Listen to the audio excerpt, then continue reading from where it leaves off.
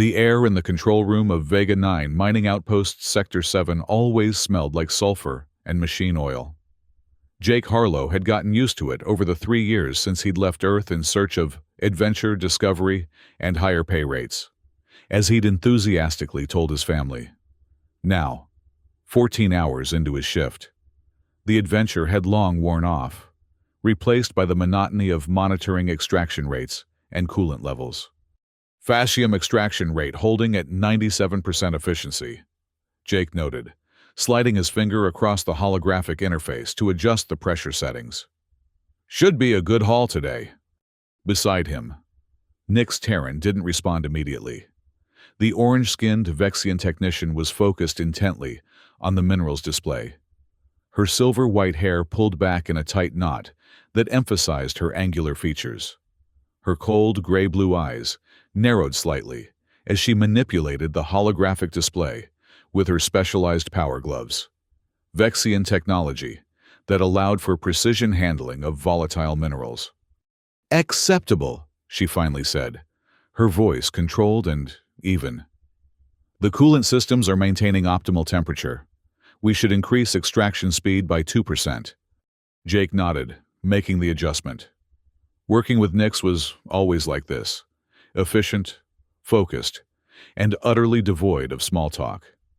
3 years into his contract, and he still couldn't claim to know much about her beyond her remarkable ability to control the extraction machinery and her rigid adherence to protocol. "By the way," Jake said, breaking the professional silence that had settled between them, "did you try the new protein loaf in the mess hall yesterday? They've finally improved the flavor. Almost tastes like actual food now." Nyx's mouth twitched slightly at the corner, what Jake had come to recognize as her version of amusement. "I found it marginally less unpleasant than previous iterations." "High praise coming from you," Jake chuckled. "Sierra, the new kitchen staff member, mentioned they added some Vexian spices. She has facial markings similar to yours. Actually, I thought you might know each other." The change was instantaneous.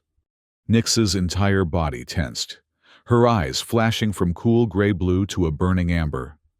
Before Jake could process what was happening, she pivoted sharply and slammed her gloved fist directly into the auxiliary control panel beside her. The impact was devastating. The metal casing crumpled inward, sparks flying as circuitry ruptured. Flames licked briefly at the edges before the fire suppression system kicked in with a hiss. Warning lights began to flash across the control room, bathing everything in pulsing red. Jake stood frozen, mouth agape, as Nyx stared at the destroyed panel for a long moment. Without a word, she turned and strode out of the control room, leaving Jake alone amid the blaring alarms and the acrid smell of burnt electronics. "What the hell just happened?" he whispered to himself, staring at the smoking hole where the auxiliary panel had been. The primary systems were still operational, but the damage was severe. He'd never seen Nyx lose control like that, or any Vexian, for that matter. They were known for their emotional discipline and calm demeanor. All he'd done was mention Sierra and her facial markings. Jake spent the rest of his shift avoiding Nyx, which wasn't difficult since she seemed to be avoiding him as well. They passed each other once in a corridor, and Jake could have sworn she almost turned around to walk in the opposite direction. The tension was thick enough to cut with a mining laser. When his shift finally ended, Jake headed straight to the mess hall, desperately needing to process what had happened. The large, sterile room was half filled with off-duty workers, both human and Vexian, seated at the metal tables under harsh white lighting. Morgan Clyde, a human mineralogist with whom Jake occasionally shared meals, waved him over. Morgan's weathered face broke into a grin as Jake approached. "You look like you've seen a ghost," Morgan said, pushing a tray of food toward Jake. "Bad shift?" "You could say that," Jake muttered, slumping into the seat. He glanced around to ensure no Vexians were within earshot before leaning forward. "Nyx destroyed a control panel today." Morgan's eyebrows shot up. "Nyx Terran, the Vexian who once filed a formal complaint because someone laughed too loudly during a safety briefing. That Nix? The very same, Jake confirmed, poking at his protein loaf without enthusiasm. 1 minute we were discussing extraction rates. The next, she was putting her fist through expensive equipment. What triggered it? Morgan asked, suddenly serious. That's the bizarre part. I just mentioned Sierra, the new kitchen staff member, and how she has similar facial markings to Nix. I thought they might know each other. Morgan's eyes widened, and he let out a low whistle. Oh, buddy, you really don't know much about Vexian courtship signals, do you? Jake frowned. Courtship signals? What does that have to do with anything? Everything, Morgan said, leaning back in his chair. Vexians are incredibly private about their personal lives. But I dated one briefly, back on Proxima Station. Learned a few things the hard way. He took a sip of his synthetic coffee before continuing.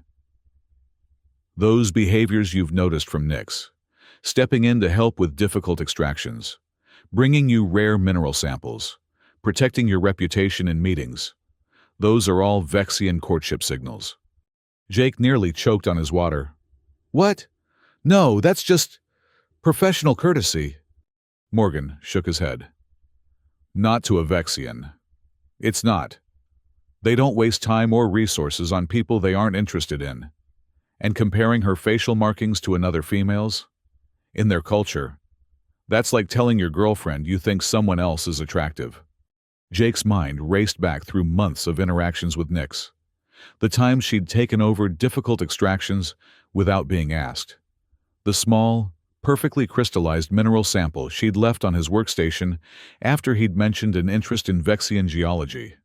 How she'd defended his extraction methodology to Supervisor Krell when the yields had temporarily dropped. Oh, Jake said weakly. I had no idea. And now you've gone and mentioned another female with similar markings, Morgan said, not bothering to hide his amusement. To a Vexian, that's basically saying you're considering your options. Jake groaned, burying his face in his hands. I've really screwed up, haven't I? Spectacularly, Morgan agreed cheerfully. But the fact that she reacted so strongly actually confirms she's seriously interested in you. Vexians don't lose control unless their emotions are running extremely deep. Before Jake could respond, his comm unit buzzed. The message displayed made his stomach drop. Report to Supervisor Krell's office immediately. Bring Technician Terran. Speaking of screwed, Jake muttered, showing Morgan the message. Morgan winced sympathetically. Good luck, buddy. Try not to get fired, or spaced. Finding Nix proved challenging, but Jake eventually located her in the mineral analysis lab, hunched over a containment field, examining a facium sample. She didn't look up when he entered. Supervisor Krell wants to see us both, Jake said, keeping his voice neutral. Immediately. Nix's shoulders tensed slightly, but her voice remained controlled. I am aware. I received the same communication. They walked to Krell's office in uncomfortable silence. Jake wanted desperately to clear the air, to explain that he hadn't meant any offense. But the rigid set of Nix's shoulders warned him that now wasn't the time. Supervisor Krell was waiting for them, his tall, lanky frame silhouetted against the viewport that looked out onto Vega 9's barren, rocky landscape. 2 moons hung in the dusty pink sky, casting long shadows across the mining complex. Sit, Krell ordered without preamble, gesturing to the chairs in front of his desk. Jake and Nix complied, both sitting stiffly at attention.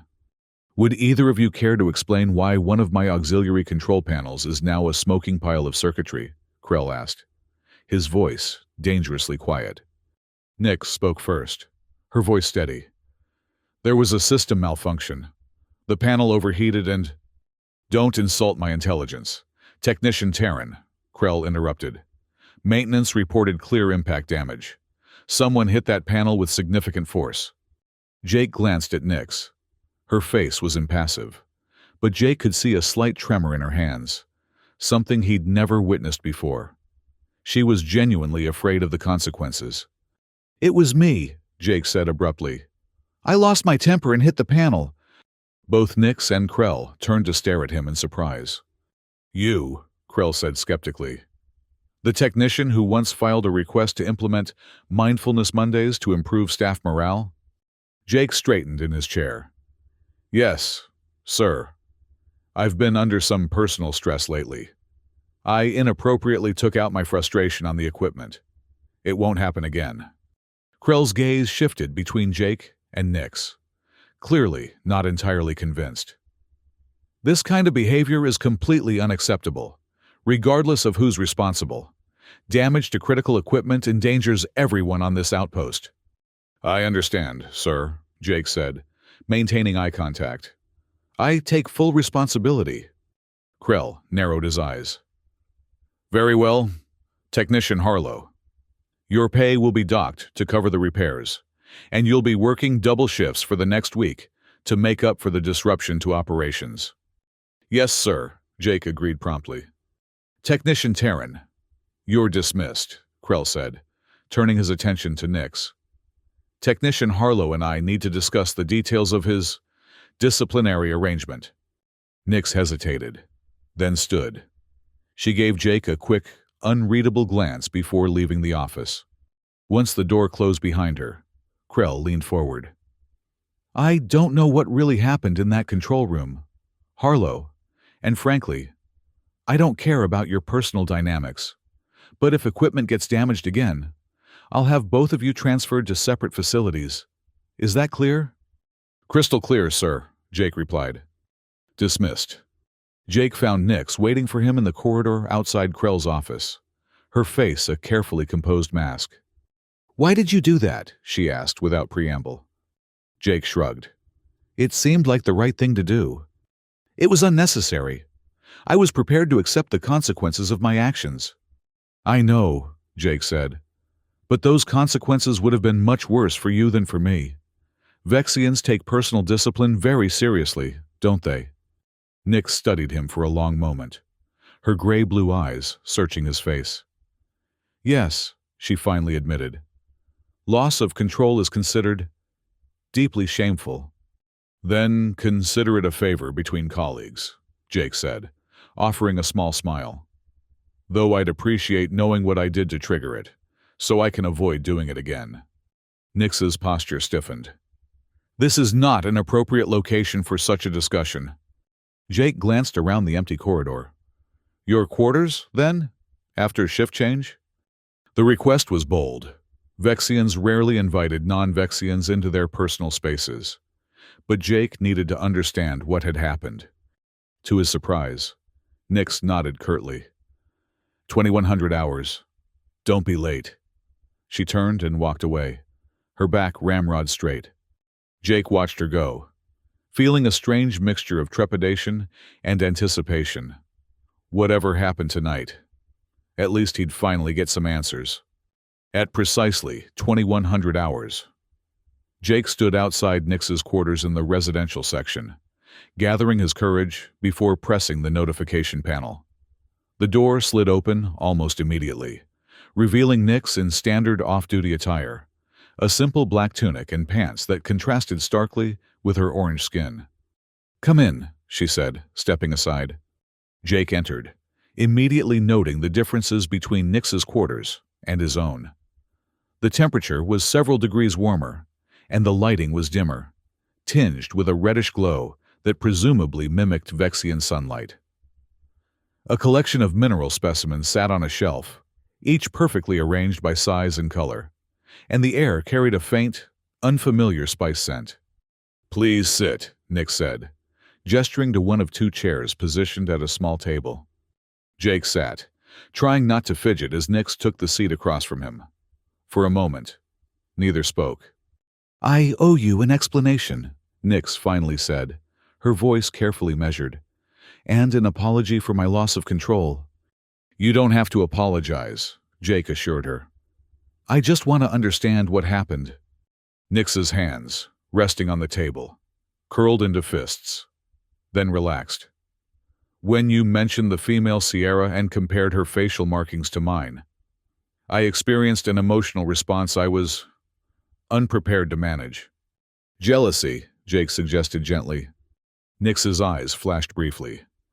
That would be the human term. Yes. Morgan mentioned something about Vexian courtship signals, Jake ventured. He seemed to think that you've been interested in me. A faint, purple flush crept up Nix's neck, the Vexian equivalent of a blush.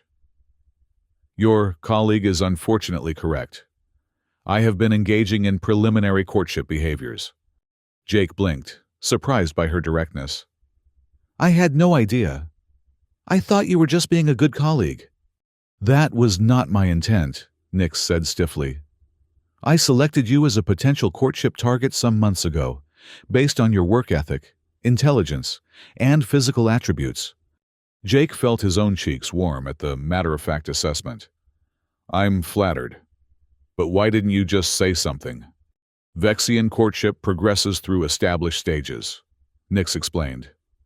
Direct verbal expression comes much later, after compatibility has been demonstrated through actions and mutual assistance.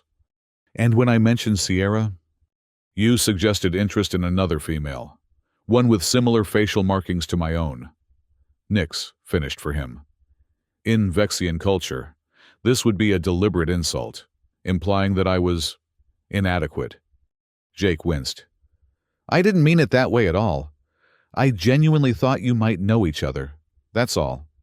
I understand that now, Nix said, her posture relaxing slightly. But in the moment, my emotional control failed. I am deeply ashamed of my behavior. There's nothing to be ashamed of, Jake insisted.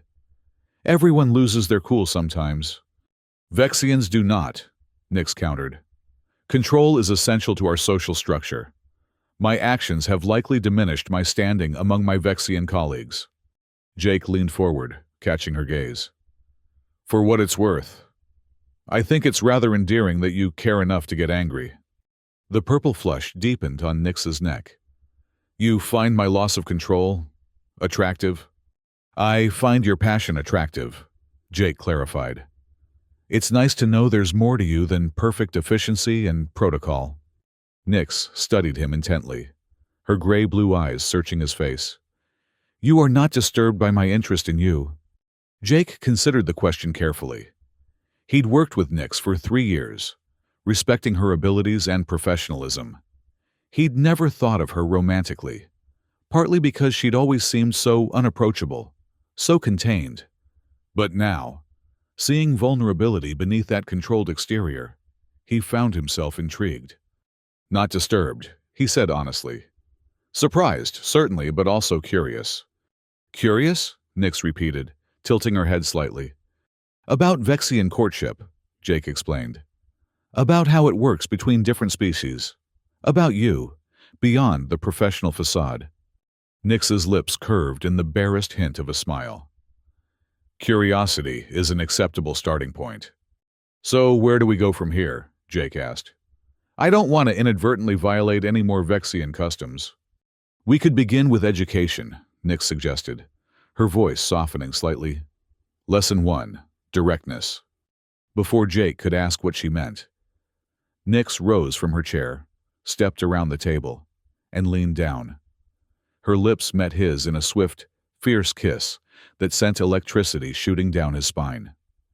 Just as quickly, she pulled back, watching his reaction with those intense eyes. Jake sat stunned for a moment, then slowly smiled. That was very direct. Vexians do not waste time once a mutual interest is established, Nix stated, though the purple flush on her neck betrayed her own reaction to the kiss. Jake stood, bringing them face to face. In that case, let me demonstrate some human directness. He cupped her face gently and drew her into a slower, deeper kiss. Her lips were warmer than a human's, with a faint spice taste that reminded him of cinnamon. When they parted, Nix's eyes had darkened to a stormy blue. Your demonstration is effective, she said, her usually steady voice slightly breathless. The moment hung between them, charged with possibility. Then, with jarring suddenness, the outpost's emergency alarm began to wail. Alert! Containment breach in Mining Sector 12. All non-essential personnel evacuate immediately. Containment teams report to emergency stations. Jake and Nix broke apart, professionalism instantly replacing intimacy. Sector 12 is where they're storing the volatile Facium shipment, Jake said, already moving toward the door. Nix nodded grimly, grabbing her power gloves from a nearby shelf. If the containment field fails completely, the resulting explosion could damage the entire outpost. They raced through the corridors, now bathed in flashing red emergency lights. Other personnel were moving in the opposite direction, evacuating toward the safety shelters. Jake and Nix pushed against the flow, heading directly toward the danger. As they approached the entrance to Sector 12, Supervisor Krell stepped into their path, blocking the doorway. "Evacuation protocols are in effect," he barked. "All personnel must—" "With respect, sir," Nix interrupted. "We are the most qualified to handle Facium containment issues. If the cooling system has failed, every minute counts." Krell hesitated, clearly weighing the regulations against the urgency of the situation. "The automated systems should handle it." "The automated systems are clearly insufficient, or we wouldn't be having this alarm," Jake pointed out. "Let us try, sir, before it's too late." After a tense moment, Krell stepped aside. "You have 20 minutes before I seal off this sector completely. Not a second more." "Understood," Nix said, already moving past him. Jake followed close behind. The moment the doors to Sector 12 closed behind them, the severity of the situation became apparent.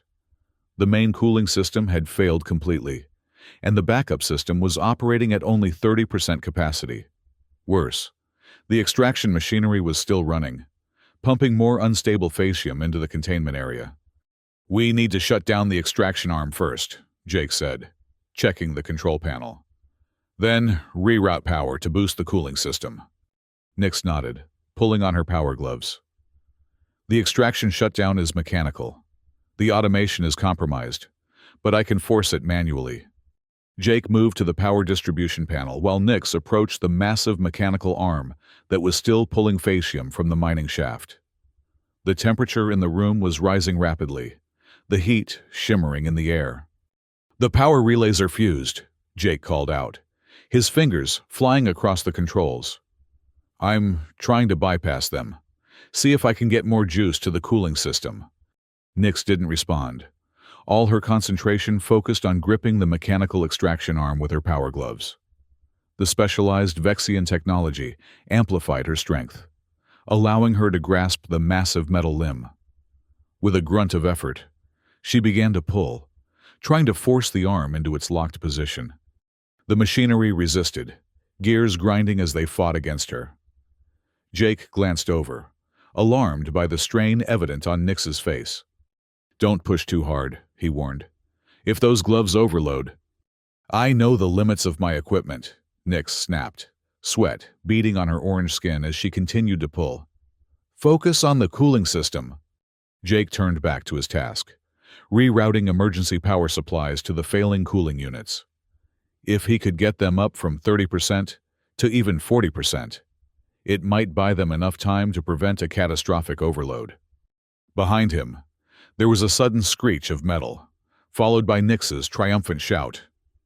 "Extraction arm locked! The flow is stopped!" "Good work," Jake called back, not taking his eyes off the power distribution. "I've got the cooling system up to 35%. If I can just—" A sharp cracking sound interrupted him. One of the Facium containment units had developed a hairline fracture, releasing a small puff of glowing purple gas. "Containment breach!" Nix shouted, rushing toward the leaking unit. "We need to seal it before—" The rest of her warning was drowned out by a secondary alarm. The temperature was continuing to rise, and the radiation levels were climbing dangerously.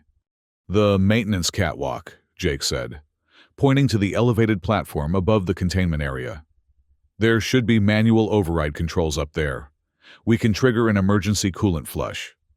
They raced to the catwalk access ladder, Nix climbing first with Jake close behind. The metal was hot to the touch, the heat from below intensifying with each passing minute. They had just reached the catwalk when a small explosion rocked the sector. One of the smaller fascium containers had ruptured completely, sending a surge of heat and radiation through the room.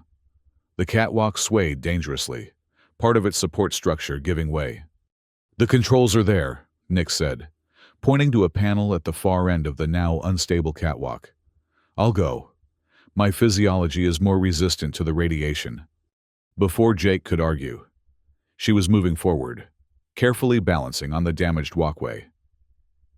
She had almost reached the control panel when the catwalk groaned ominously.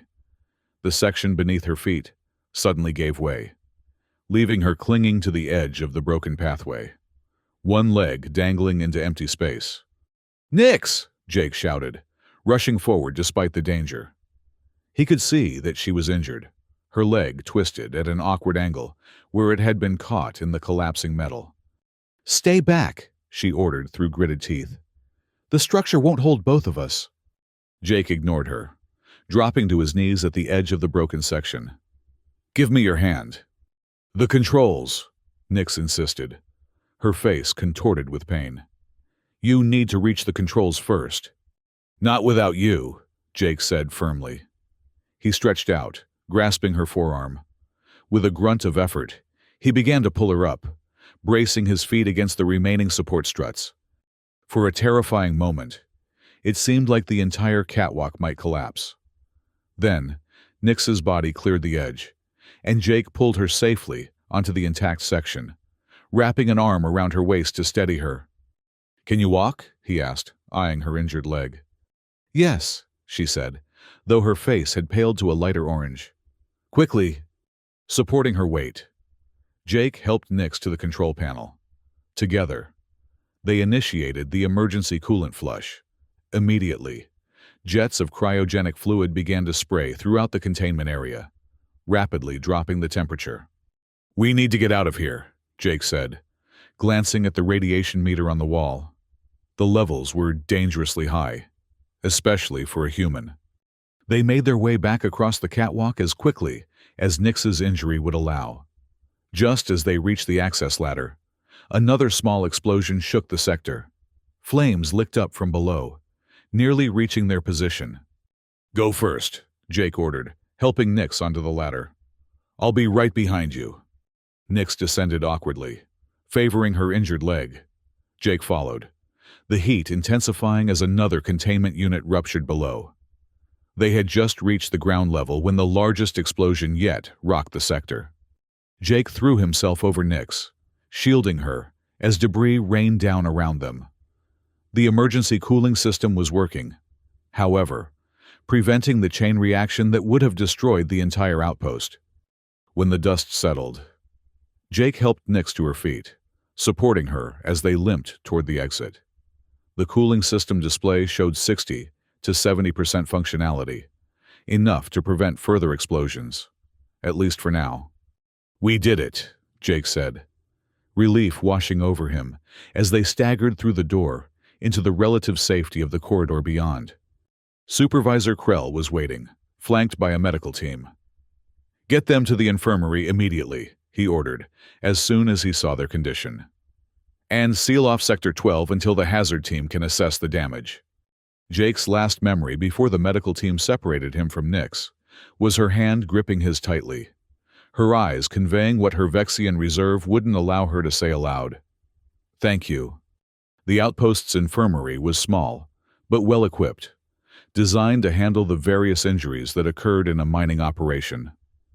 Jake lay on an examination table as Dr. Elias, the outpost's chief medical officer, ran a scanner over his body. "You've received a significant radiation dose," Dr. Elias said, frowning at the readings. "Not immediately life-threatening, but there's an increased cancer risk. We'll start you on preventative treatments right away." Jake nodded absently, his attention focused on the adjacent treatment bay, where Nix was being examined by a Vexian medic. Despite her obvious pain, she maintained a stoic expression, refusing to show weakness. "How's Technician Terran?" Jake asked. Dr. Elias glanced over at the Vexian. "Broken tibia. Second-degree burns on her hands from those power gloves overheating, and moderate radiation exposure.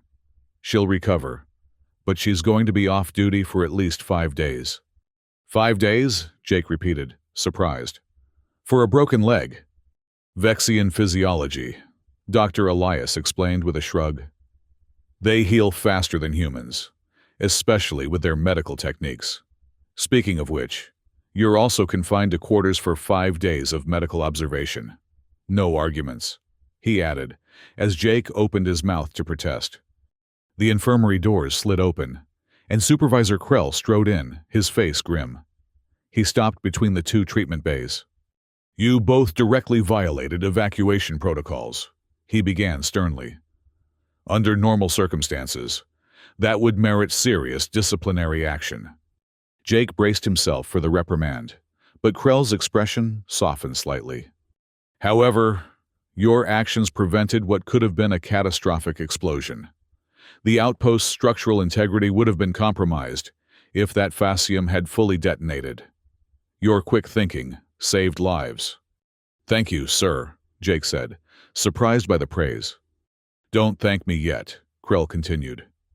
We've found evidence that the containment breach wasn't an accident. Someone tampered with the cooling system controls and rerouted them through the damaged auxiliary panel in Sector 7. Jake and Nix exchanged a startled look. Sabotage? Nix asked, sitting up despite the medic's protests. Krell nodded gravely. The damaged panel was rewired and reprogrammed to send false data to the cooling system, causing it to gradually fail. Whoever did it knew exactly what they were doing. Jake's mind raced. Sierra, he said suddenly. The new kitchen staff member. The mess hall is adjacent to the fascium storage area. She would have had access. And a reason to sabotage, Nix added, her voice tight. If she was targeting me specifically by mentioning my facial markings to Jake, she might have been planning this all along. Krell's expression darkened. Sierra Navis disappeared shortly after the containment breach was reported. Security is checking her credentials now. She won't get far, Jake said with confidence. The next transport isn't due for 3 days. Actually, Krell said grimly, a small maintenance shuttle was reported missing from Bay 4. We've alerted the authorities at Proxima Station to detain her if she attempts to dock there. Dr. Elias cleared his throat. If you're quite finished, Supervisor, my patients need rest. Krell nodded curtly. We'll continue this discussion once you're both recovered. In the meantime, I've ordered a complete security review of all outpost personnel.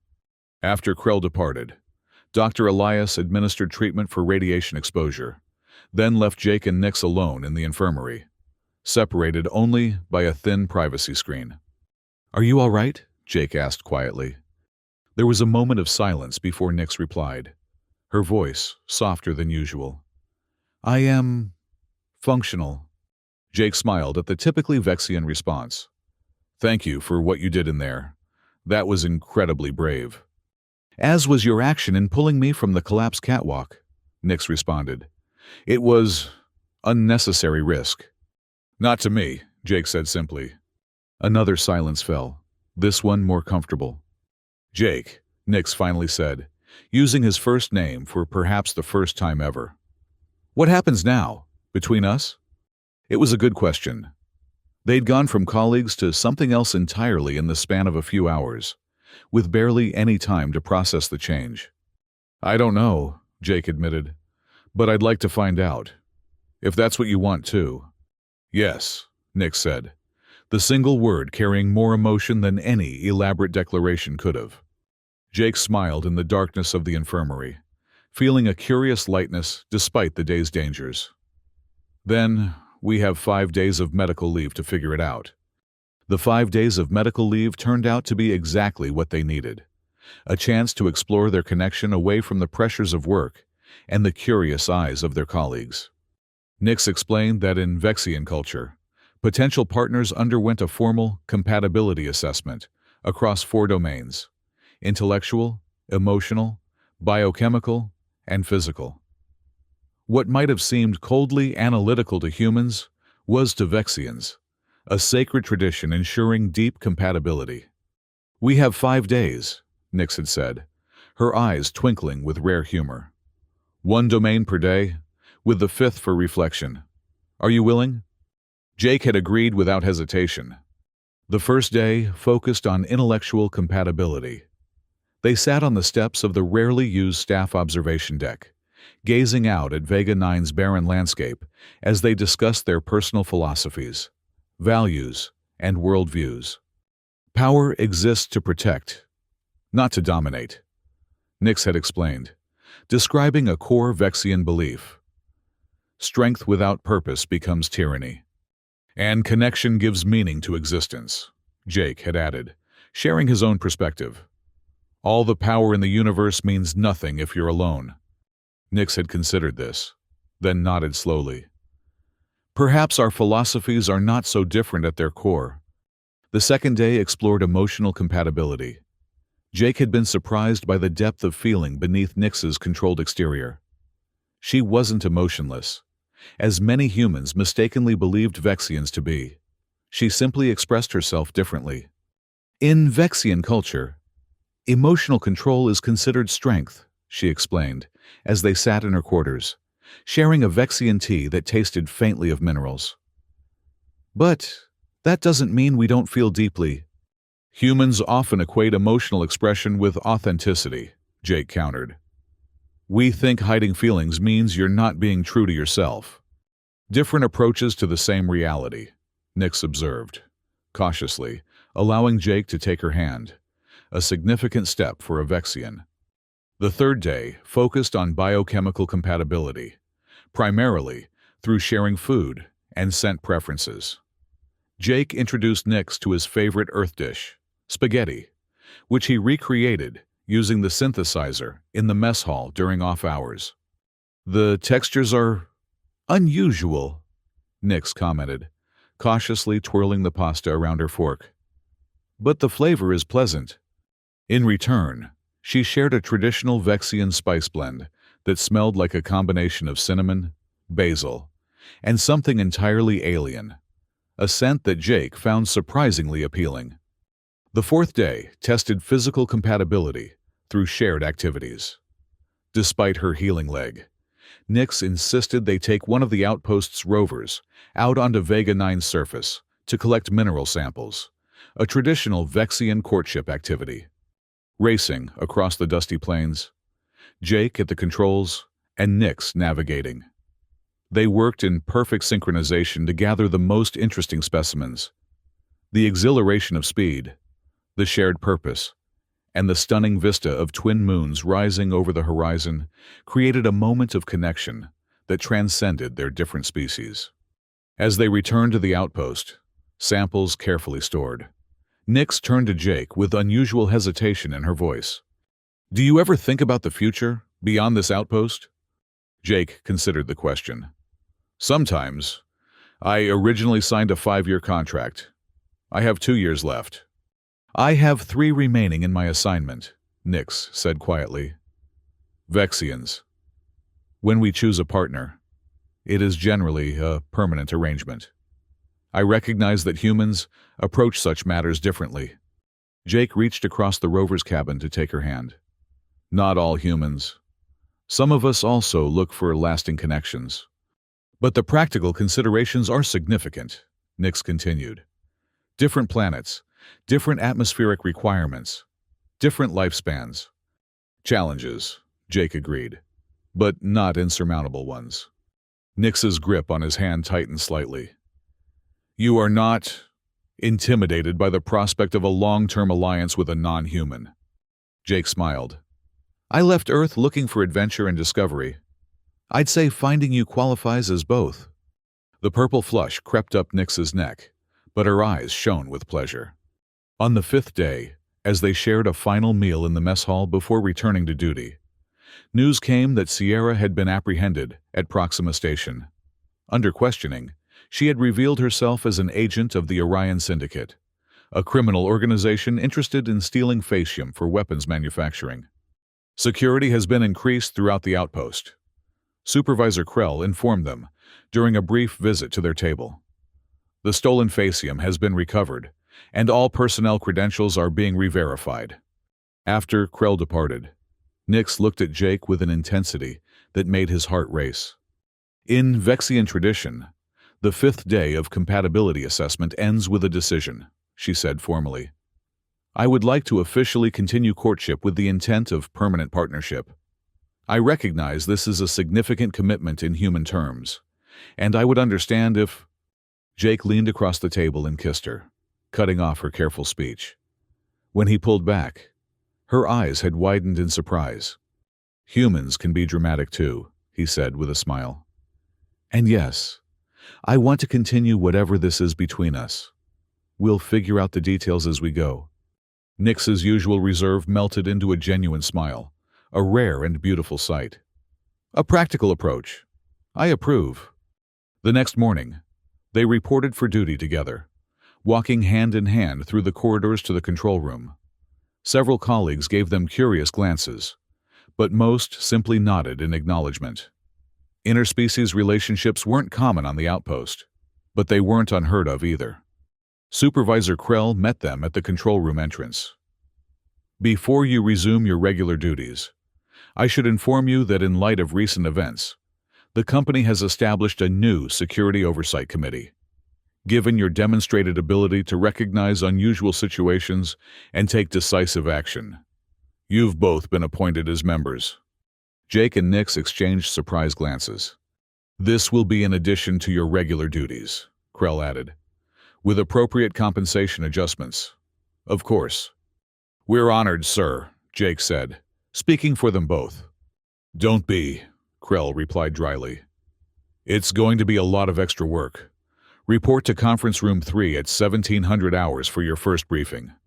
As Krell walked away, Jake turned to Nix with a grin. Security Oversight Committee. Sounds impressive. Indeed, Nix agreed, her eyes glinting with amusement. Though I suspect Supervisor Krell's main motivation was to keep us where he can monitor us. Probably wise, Jake admitted, as they entered the control room together. We do seem to attract trouble. They took their positions at the newly repaired control panel, fingers moving confidently across the holographic displays as they adjusted the mineral extraction parameters. The facium incident had been contained. Sierra was in custody, and the outpost was returning to its normal routine. But as Jake glanced at Nix, catching her eye across the control room, he knew that nothing would truly be the same again. Who could have guessed that one moment of alien jealousy, one smashed control panel, would lead to a safer outpost, a stronger relationship, and a position on an interplanetary security committee? The universe, Jake reflected as he turned back to the extraction data, certainly had a strange sense of humor.